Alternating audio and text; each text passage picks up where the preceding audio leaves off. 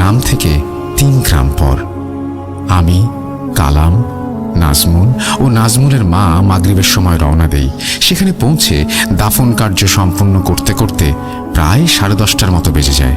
তারপর তার খালাকে সান্ত্বনা দিয়ে আমরা বাসায় ফেরার সিদ্ধান্ত নেই।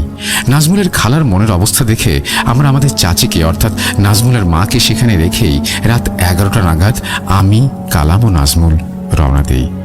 সেই সময় রাত 11টা মানে অনেক রাত, তার উপর সেটা ছিল গ্রাম, কোনো গাড়ি পাওয়া যায় না, সেটা সম্ভবও ছিল না।